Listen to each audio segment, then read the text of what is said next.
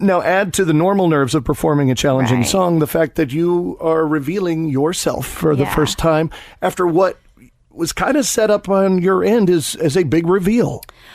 It was unintentionally that way. Like, it happened shortly after the CMAs and talking about the accident. Yeah, my trip, my stellar. Can you say what happened? I just fell down. I was taking the dogs out to go do their thing before bed, and I was clumsy and I tripped, and I held on to the dog leashes in my left hand and went to catch myself with my right and just missed the step. There's one lone step.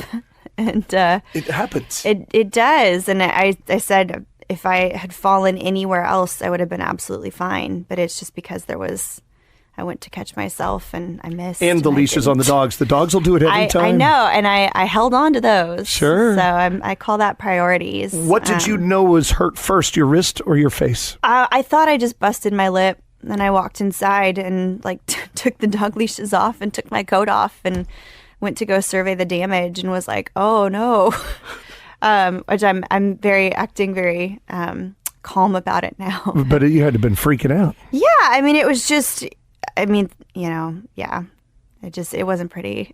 Was it teeth? Was it everything? Was it bones? I had a chip tooth, but it was just my skin. Thank the good Lord. You look fantastic. You would never know. You. And I think a lot of people, when they watch your performance on the ACMs, went, she looks great. Thank you. Yeah, fill us in on the gap between the two on why you were so nervous. Just because, I was nervous about music first and foremost, and we wanted things to be about the song that night, So just kind of tried to avoid doing other things beforehand, just because I didn't want to just talk about my accident the whole time, and which we're doing right now. Thank you. No. It's the song's out there, and I feel like it's all good, and I have to talk about it at some point.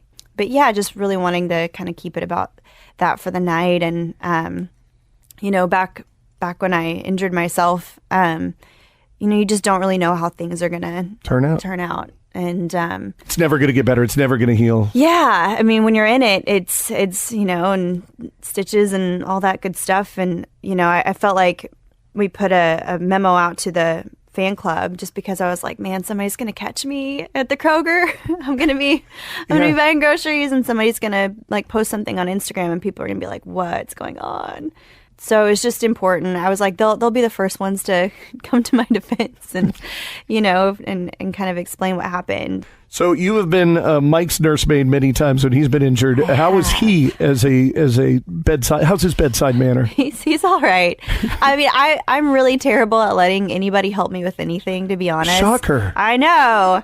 I'm probably not a very good patient because I'm like, I can do it. Like, I'm not completely broken. I can do this. And I'd say the hardest part was my wrist. Sure. Like I can't use my appendage, and I'm trying to pick my kid up and make food and do mom stuff, and that was. And it was broken pretty good, right? Yeah, I have a metal plate in my wrist, but it's good now. The bionic woman. Yeah, I know. Carrie Underwood. I know.